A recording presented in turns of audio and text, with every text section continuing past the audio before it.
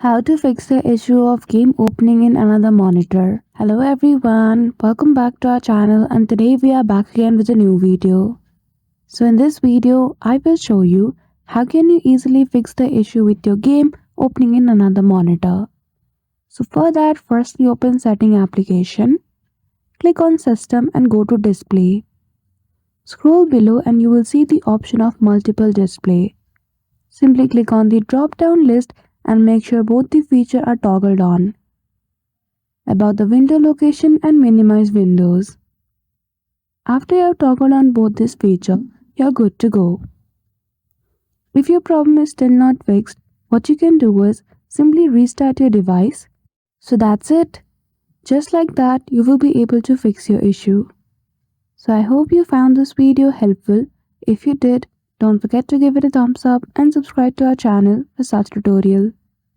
Thank you for watching till the end.